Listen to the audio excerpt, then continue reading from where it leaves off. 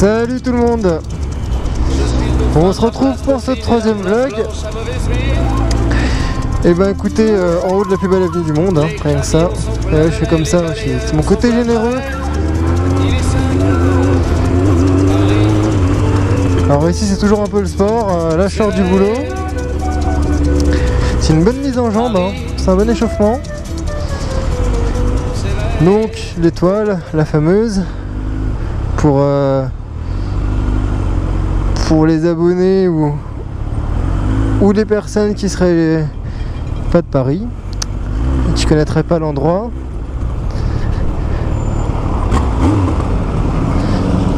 Voilà. C'est pas pour dire aux autres de se pousser, c'est juste pour prévenir que je suis là. Donc là on va partir sur l'avenue Foch, qui est juste derrière l'avenue de la Grande Armée, qui est là.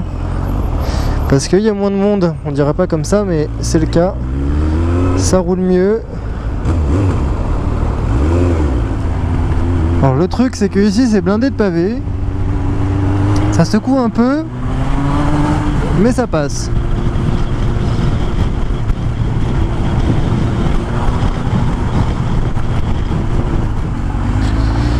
Donc au bout de l'avenue Foch, on arrive directement Porte Dauphine.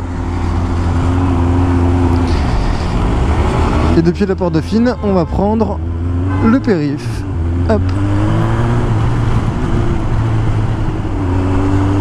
Alors ici c'est toujours un peu sport la conduite, mais bon. Des fois contre toute attente, vaut mieux passer une ligne blanche que de se mettre en interfile, parce que c'est un peu chaotique en fait.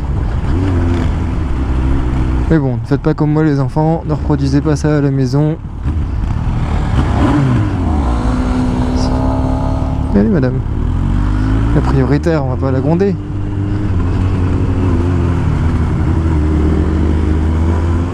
Voilà, et là tout de suite à gauche, et on enquille.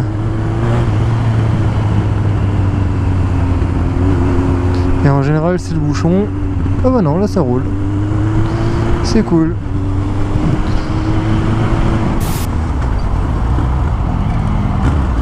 C'est une Ditto ça, non? C'est quoi ce truc là? Non, c'est un sprint. Sprint testé je crois.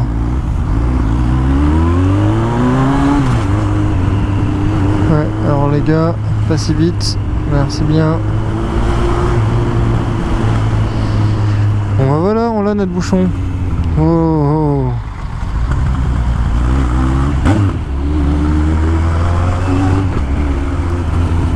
On n'est pas sur la meilleure voie pour l'interfile, mais voilà, c'est bien.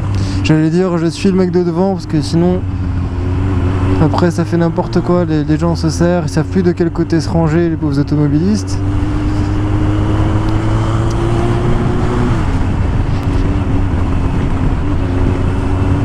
Voilà, donc là on est sur le petit radar tronçon à 70, mais bon, on l'a attaqué avec un petit déficit de vitesse, donc ça va. Là c'est pareil, hein, c'est du classique de chez classique, mais changement de la file d'interfile, voilà, parfait, on va l'habituer.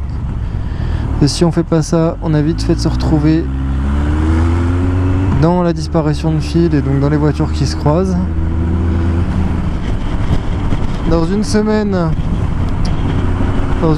jour pour jour, ce sera la veille du grand road trip vers le Jura. Alors ça c'est pas beau ce qu'il a fait le monsieur avec ses valises. Vers le Jura. On va essayer de réparer un peu l'image en disant merci.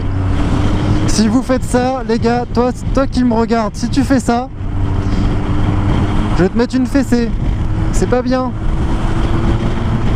On n'engueule pas les automobilistes. Pas quand ils se sont pas assez rangés, parce que c'est pas un dû en fait, hein. C'est un service, parce qu'ils sont sympas qu'ils s'écartent. On n'est pas prioritaire sur eux. Et qui plus est, si vous avez des valoches et que vous connaissez pas le gabarit de votre moto, et ben arrêtez d'en vouloir à la terre entière. Voilà, le monsieur se fâche, il est pas content. il bloque le mec en sprint qui est derrière, alors que lui il pourrait passer bien plus facilement. Ah pardon. Merci pour l'effort. Le mec ça fait 2 heures qu'il sert et moi je discute.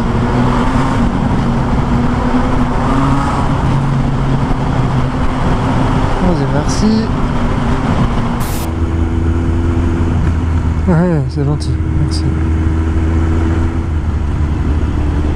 Je m'attendais pas à ça, et si le mec derrière arrivait un petit poil moins vite, j'aurais clairement essayé de m'arrêter, mais j'avais peur de le surprendre. Voilà, donc là on est à Thoiry, comme vous avez pu le voir, c'est vraiment une jolie petite bourgade aussi. Une bourgade, oh. Et puis il y a le très connu Zoo de Thoiry, ici. Zoo qui, il y a peut-être un mois maintenant, un mois ou un mois et demi, quelque chose comme ça, dans lequel une nuit il y a des crétins en fait qui se sont introduits et qui ont abattu de 3 balles un rhinocéros pour lui voler sa corne. Voilà dans quel genre de monde on vit.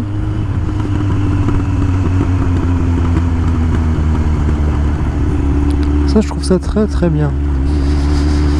Vous voyez, c'est pas de la répression, mais rien que le fait de voir sa vitesse, en général, ça calme un peu.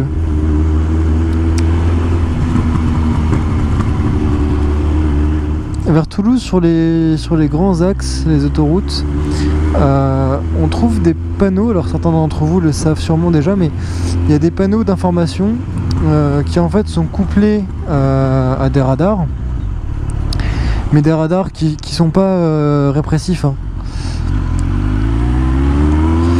Et qui finalement scannent vos plaques et affichent directement par exemple Tartampion machin, donc votre plaque d'immatriculation, et en dessous trop vite. Et du coup tout le monde peut lire ces panneaux quand on passe sur la route.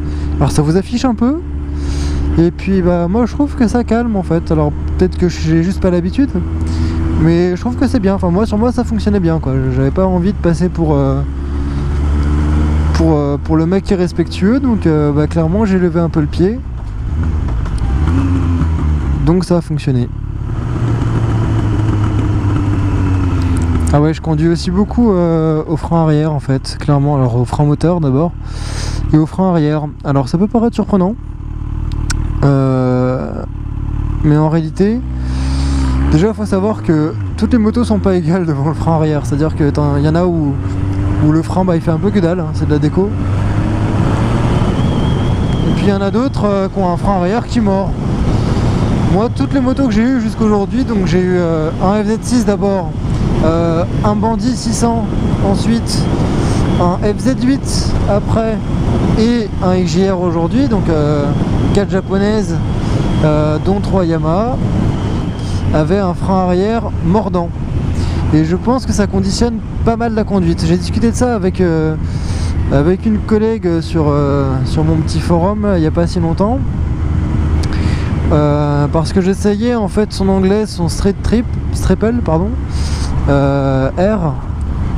Et j'étais étonné parce que le frein arrière était très mou. Et du coup je comprends que quand on a un tel frein arrière on s'en serve pas forcément. Pour autant, un frein arrière mordant, moi je trouve ça vraiment très important, et si je l'avais pas au quotidien, je pense que ça me perturberait fortement. Pourquoi ? Parce que certes, c'est pas un frein qui sert réellement à freiner, mais c'est un frein qui sert à stabiliser. Et pour moi, c'est hyper important dans ma conduite. Le frein arrière, il me sert principalement quand je suis en dessous de 50 km/h, mais il me sert aussi, comme ce qu'on apprend à la moto-école, hein, finalement. Il me sert aussi dans le cadre des freinages un peu trapus, histoire d'asseoir la moto avant de mordre le frein avant. Ça évite d'avoir un gros délestage en fait et de se retrouver en stoppie quoi. Ça sert aussi vachement pour s'équilibrer quand on est quasiment à l'arrêt, ou quand on est en interfile, ou qu'on manœuvre entre des voitures. Moi ça me sert quand je sens que le feu rouge va pas tarder à repasser au vert et que j'ai pas envie de poser le pied. Je veux trouver mon équilibre, et voilà, mon frein arrière c'est le stabilisateur. Et le frein avant il me sert vraiment que pour les arrêts complets, les arrêts francs, donc feu rouge, stop, Et évidemment en cas d'urgence, parce que rien ne freine aussi bien qu'un frein avant. Donc là on est au niveau d'Orgeval, il faut toujours se méfier ici pour ceux qui ne connaissent pas, hein, mais il y a un chassé croisé en fait de voitures, il y a beaucoup de voitures de la file de gauche qui veulent tourner à droite mais qui le font au dernier moment parce qu'à droite c'est souvent saturé.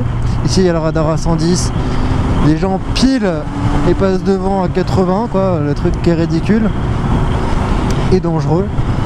Voilà, donc là bon ça va, les mecs qui tournent, ils mettent les clignots et tout ça, mais il y en a ils font ça un peu plus sioux et ils donnent un coup de volant en 2-3 mouvements et hop, ça change le fil. Faut le savoir. Et puis il y en a aussi, c'est plus rare, mais il y a aussi forcément l'inverse, des gens qui sont à droite et qui au dernier moment, vu que ça freine au niveau de la sortie, vu que eux ils continuent tout droit, ils décident de repasser sur la file de gauche et là c'est dangereux. Et enfin, troisième situation, c'est là on a la ligne du milieu, les tirets qui sont rapprochés, qui redeviennent normaux. Et donc les voitures de la file de gauche se rabattent logiquement sur la file de droite puisque c'est plus déconseillé de le faire. Voilà. Faut juste le savoir et s'adapter. Je sais pas si vous voyez le ciel là-bas. Il y a des gens qui sont en train de se prendre une sacrée drage sur la tronche. Et ça va pas tarder à nous arriver. Ils ont prévu de l'orage là ce soir. Demain ça va être une journée toute pourrie.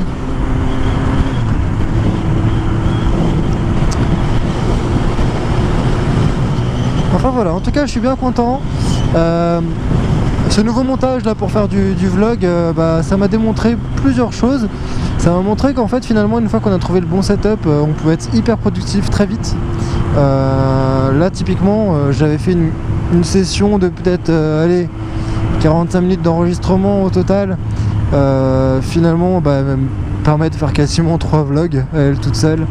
Entre temps j'ai fait une autre session de vlog de capture, d'acquisition j'entends. Une deuxième session donc de je sais pas peut-être 40 minutes aussi, plus celle d'aujourd'hui. Je sais pas ce que je vais jeter, ce que je vais garder, mais je pense que je peux bien au total avoir la matière pour aller jusqu'au vlog 5 quoi, sans tirer trop dessus. Donc le montage est beaucoup plus rapide qu'avant, puisque avant j'utilisais un enregistreur séparé et il fallait que je synchronise les pistes, et en plus de ça j'utilisais le mode GoPro standard et pas le mode looping comme je le fais actuellement, et donc ça voulait dire que j'avais des fichiers qui étaient énormes, qui duraient tout le trajet, et il fallait que je me souvienne, que j'aille chercher dedans pour vérifier si s'était passé un truc intéressant, etc. Et après faire le découpage. Enfin bref, c'était une galère. Là maintenant j'ai plus besoin de faire de synchro, donc ça c'est top. J'ai le mode looping, donc en gros ça enregistre en boucle, hein, et puis je n'enregistre que lorsqu'il se passe quelque chose d'intéressant. Et évidemment ça fait beaucoup moins de déchets, donc c'est génial. Là où avant je pouvais mettre une petite 15 à 20 heures pour monter une vidéo de 6 minutes à peu près. Maintenant je mets à peu près entre 2 et 3 heures pour faire une vidéo de 10-12 minutes quoi, voilà. Donc ça c'est vraiment le gros gain. Et si j'avais su, évidemment je l'aurais fait avant. On va laisser passer madame. Il fait chaud.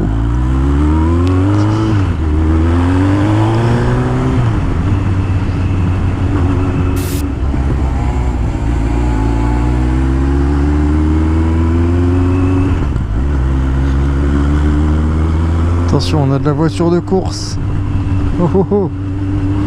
Qu'est-ce que c'est que ça? Hyundai, Veloster, Veloster peut-être, non?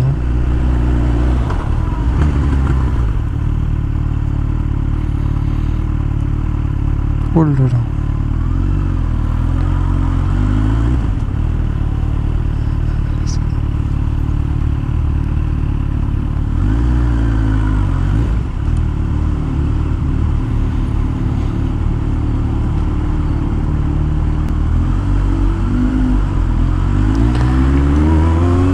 Ça va tremper, j'espère que je vais être arrivé avant.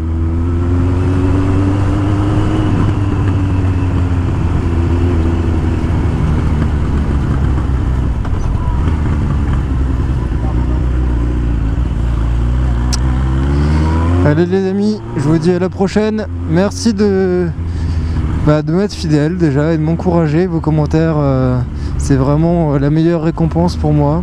Les commentaires, les abos. C'est une vraie motivation. Je trouve ça très cool. Donc merci et puis je vous dis à bientôt. Allez, salut.